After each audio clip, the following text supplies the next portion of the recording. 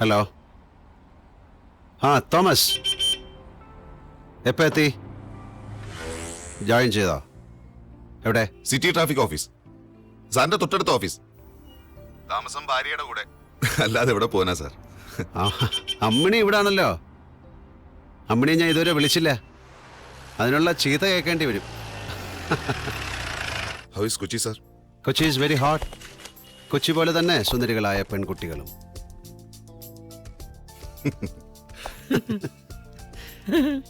ഹേ, ഞാൻ വന്നു രമണൻ സാറിന് ഞാൻ വന്നു. രമണൻ സാറോ? ആ, രമണൻ സാർ, എൻ്റെ dear sub inspector of police, ACയുടെ സ്ക്വാഡൻ ലീഡർ. ഫസലും അനിയനും ഒക്കെ എത്തിയോ? ഇന്നെത്തും സാർ. പോസ്റ്റിംഗ് ഫസലിന് ക്രൈം ബ്രാഞ്ചിലും അനിയന് ക്രൈം ഡിറ്റാച്ച്മെന്റിലും സാർ. ആ, വെരി ഗുഡ്. തോമസ്, നാളെ വൈകിട്ടൊരു മീറ്റിംഗ് വേണം. നമ്മുടെ ജോലി തുടങ്ങണം. അവരോടും പറഞ്ഞോളൂ. പറയാം sir. Okay. Thank you sir. ഇതാണ് സാർ. ഇതാണോ രമണ സാറ് എനിക്ക് വേണ്ടി കണ്ടുവച്ചിരിക്കുന്ന വീട്? സാറിന് വീട് ഇഷ്ടപ്പെട്ടോ?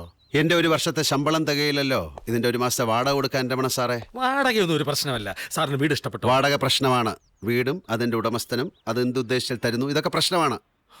താൻ എന്നെപ്പറ്റി എന്താ വിചാരിച്ചിരിക്കുന്നത്? I am a different man.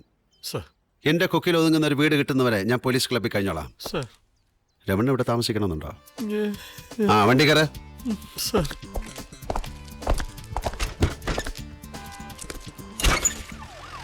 Stop.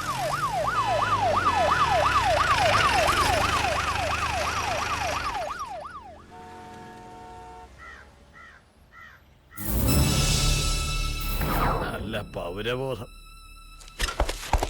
ഓ, ഇങ്ങോട്ട് വന്നേ. സാർ. താൻ ആ സൈൻ കണ്ടോടോ? ഇതിന്റെ ഡ്രൈവറോട് പോയി. ആരുടെ വണ്ടി? അറക്കൽ അശോക് സാറിന്റേതാ. ഓഹോ, അശോക് സാർ എങ്ങോട്ടാ പോയത്? ആ ബിൽഡിംഗിലേക്ക്. ആ, താ ഒരു കാര്യം ചെയ്യ്. അശോക് സാറിനോട് ഉടനെ വണ്ടി മാറ്റിയിടാൻ പറ. ഞാൻ വന്നപ്പോഴേ പറഞ്ഞതാ സാർ, ആ. നോ പാർക്കിംഗ് ആണ്, വണ്ടി പാർക്ക് ചെയ്യരുതെന്ന്. കേട്ട പാവം പോലും കാണിക്കാതെ മൂപ്പര് പോയി. സാരമില്ല, താൻ ഒരിക്കൽ കൂടെ ചെന്ന് അദ്ദേഹത്തിനോട് പറ വണ്ടി മാറ്റിയിടാൻ. എടോ, AC പറഞ്ഞെന്ന് പറയടോ. ശരി സാർ. വേണ്ട, സാർ. വണ്ടി അവിടെ തന്നെ കിടക്കട്ടെ. ആ, എന്നാ പിന്നെ കിടക്കട്ടെ സാർ. ഓരോരുത്തർക്കും ഓരോ സ്ഥലത്ത് പോയിരിക്കാൻ കണ്ട നേരം. സാർ, സാർ, സാർ, ഞാനുണ്ട്. സാർ. പാൻ്റൊക്കെ തന്നെ സാർ.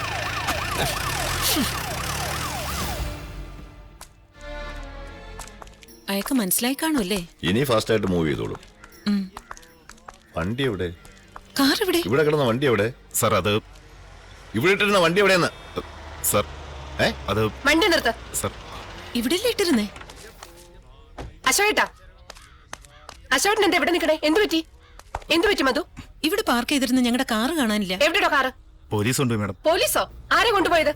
അത് മാഡം ആദ്യം പുതിയ AC വന്ന് നോക്കി, പിന്നെ CA വന്ന് വണ്ടി പൊക്കിയെടുത്ത് സ്റ്റേഷനിൽ കൊണ്ടുപോയി. അശോകേട്ടന്റെ കാറാണെന്ന് പറഞ്ഞില്ലേ? പറഞ്ഞു മാഡം. എന്നിട്ട് അശോകേട്ടാ ഒന്ന് നിൽക്കൂ. വരൂ, എന്റെ കാറിൽ പോവാം. അശോകേട്ടാ, വേണ്ട വേണ്ട വേണ്ട. വണ്ടി എടുക്കണോ? അശോകേട്ടാ, അശോകേട്ടാ, ഞാനൊന്ന് പറയട്ടെ. കൊച്ചിയെ പറ്റി അവൻ എന്താ വിചാരിച്ചേ?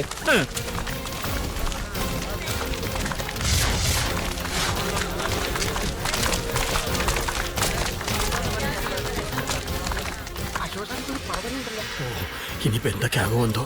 മാറോ. Good morning madam. Good morning sir. എവിടെയോ? സാർ, അകത്തിരുന്ന് സംസാരിക്കാം.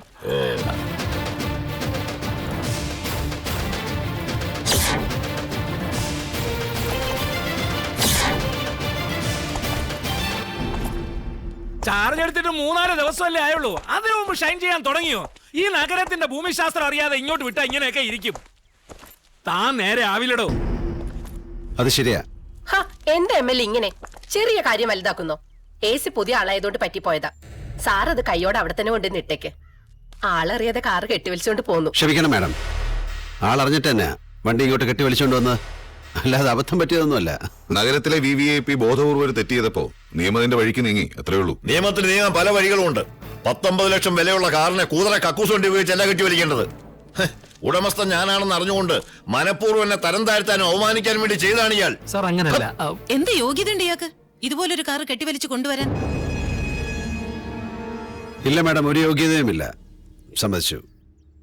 അതുകൊണ്ടാണ് ഇതുപോലൊരു കാറ് കൈകൊണ്ട് തൊട്ട് അശുദ്ധമാക്കാതെ ഇങ്ങനെ പാതി നിലം തൊടാതെ കെട്ടി വലിച്ചു കൊണ്ടുവന്നത്. ഇത് തീർക്കാൻ ഉദ്ദേശമില്ലേ അശോകേട്ടന്? ഇത് തീരാൻ ഇനി എന്താ വേണ്ടത്? ഇതത്ര വലിയ പ്രശ്നമുള്ള കാര്യമൊന്നുമല്ല മാഡം.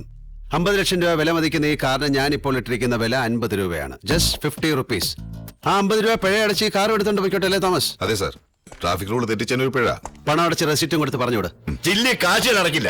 ഇവിടെ കിടന്ന് തുരുമ്പെടുത്താലും കത്തി ചാമ്പലായാലും ശരി, ഞാനിനി ഇത് കൈകൊണ്ടുവിടില്ല. അശോട്ടാ എന്തേ? ആരാങ്ങോട്ട്? പൊട്ടിയില്ല.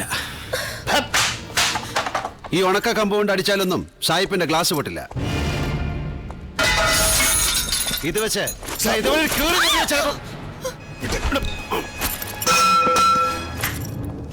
എന്താ നിർത്തിയത്? പൊട്ടിക്കണോ? DGPയോട് ഞാൻ കാല് പിടിച്ചു പറഞ്ഞതാ ഈ വക സാധനങ്ങളെയൊന്നും കൊച്ചി പോലുള്ള മെട്രോയിലേക്ക് അയക്കരുതെന്ന്. ഇതുപോലത്തെ സാധനത്തിനെ കൊച്ചിയിലേക്ക് അയച്ചത് MLA പിടിപ്പ് കേടുണ്ട്. അല്ലെങ്കിൽ ഒരു പഞ്ചായത്ത് മെമ്പർ വിചാരിച്ചാൽ മതി ഒരു AC ട്രാൻസ്ഫർ തടയാൻ. ഈ നഗരത്തിന്റെ മഹാനായ MLA DGPയുടെ കാല് പിടിച്ച് തൊഴുതിട്ടും ഒരു AC ട്രാൻസ്ഫർ തടയാൻ കഴിഞ്ഞില്ലെങ്കിൽ MLA സ്വന്തം നിലയും വിലയും അളക്കേണ്ട സമയമായി. ഞാൻ കൊച്ചിയിലേക്ക് വന്നത് എന്റെ ഇഷ്ടപ്രകാരമാണ്. അല്ലാതെ ആരെങ്കിലും അയച്ചിട്ടോ ഇവിടുന്ന് വിളിച്ചിട്ടോ അല്ല. ഇവിടുന്ന് പോകുന്നു അതുപോലെ ആയിരിക്കും. അപ്പൊ താൻ കുറെ നാൾ ഇവിടെ ഉണ്ടാകും. ഉണ്ടാക്കും. മാഡം 50 രൂപ പിഴ അടിച്ചിട്ട് സാറിനോട് വണ്ടി എടുത്തോണ്ടോ പറ.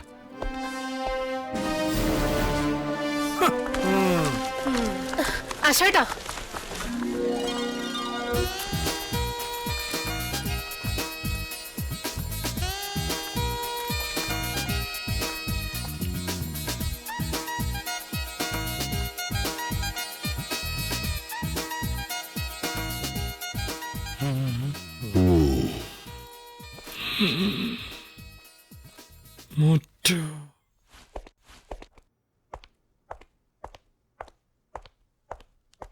സാർ, മേയർ 50 രൂപ കെട്ടിവെച്ചു.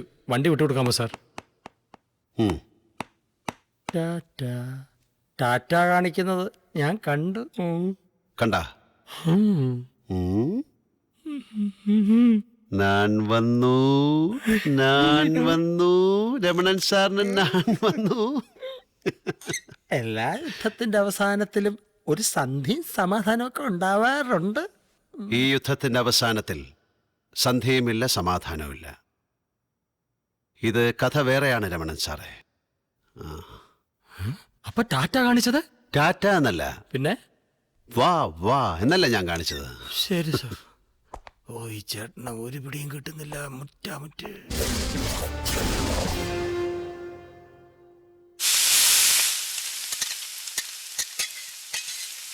കൊച്ചിയിൽ നമ്മുടെ അന്വേഷണം തുടങ്ങുന്നതിന് മുമ്പ് ഒരു ഇമ്പോർട്ടൻ്റ് ഇൻഫർമേഷൻ എനിക്ക് നിങ്ങളോട് ഷെയർ ചെയ്യാനുണ്ട്. മുരളി ലോഡ്ജിൽ നിന്ന് കിട്ടിയ മൊബൈലിൻ്റെ സിം കാർഡ് ഡീകോഡ് ചെയ്തപ്പോൾ ചില ഡീറ്റെയിൽസ് കിട്ടിയിട്ടുണ്ട്. സിമ്മിൻ്റെ ഒറിജിൻ ശ്രീനഗറാണ്. Excuse me. Okay. Most of the outgoing and incoming calls are either ISD or STDs. പക്ഷെ ഒരേ ഒരു കോൾ മാത്രം കൊച്ചിയിൽ നിന്ന്.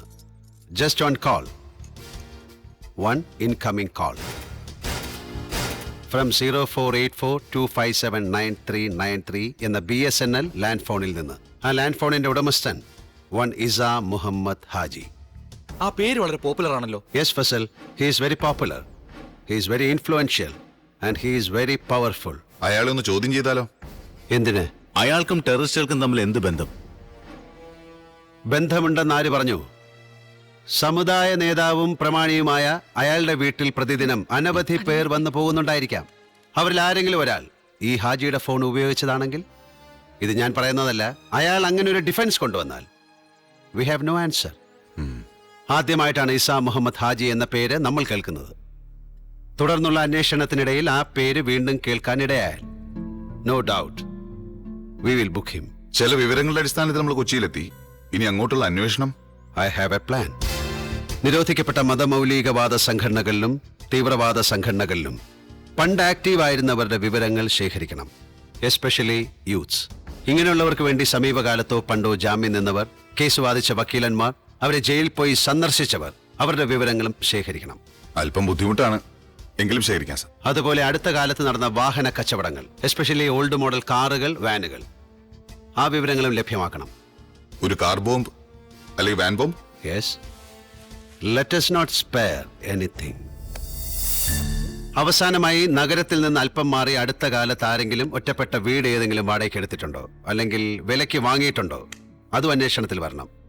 ഇത്രയും ഡീറ്റെയിൽസ് ഒരാഴ്ചക്കകം കളക്ട് ചെയ്യാൻ കഴിഞ്ഞാൽ മാക്സിമം ശ്രമിക്കാം സാർ. അതെ ഭക്ഷണം റെഡി ആയിട്ടോ. ആ ഇപ്പൊ ചായ കുടിച്ചുള്ള മണി കുറച്ച് കേട്ടെ. അതെ, അമ്മണി കുറച്ചാൾ ഞങ്ങളെ സഹിക്കേണ്ടി വരും. ഇടയ്ക്കിടയ്ക്ക് ഞങ്ങൾ ഇവിടെ ഇങ്ങനെ കൂടും. കൂടിയില്ലെങ്കിലേ മണിക്ക് പരാതിയുള്ളൂ സാർ. അതെ മിസ്റ്റർ അശോകന് എന്റെ ബ്രാഞ്ചിലെ അക്കൗണ്ട്. അയാളുടെ മകൾ മധുവുമായി എനിക്ക് നല്ല ബന്ധമുണ്ട്. ഒരു കോംപ്രമൈസിന് ശ്രമിക്കട്ടെ. എന്ത് കോംപ്രമൈസ്? ഞാനും അശോകനും തമ്മിൽ പ്രശ്നമുണ്ടെന്ന് അമ്മണിയോട് ആരാ പറഞ്ഞേ? അല്ലാതെ പോലീസ് സ്റ്റേഷനുണ്ടായ സംഭവം ഞാൻ ചുമ്മാ മണിയോട്. പറ, ഞാൻ കോംപ്രമൈസിന് ശ്രമിക്കട്ടെ. ശ്രമിക്കണ്ട എന്ന് ഞാൻ പറയില്ല. അതെന്താ? എന്നെ അറിയാമെന്ന് പറഞ്ഞ അമ്മണിയുടെ ബാങ്കിലെ ജോലി വരെ ക്ലോസ് ആയി പോകും. വെറുതെ എന്തിനാ പുലിവാല് പിടിക്കുന്നത്? പോയി ഭക്ഷണം എടുത്തു വയ്ക്ക്. അതൊന്നും അങ്ങനെ തീരുന്ന കാര്യമല്ലടോ.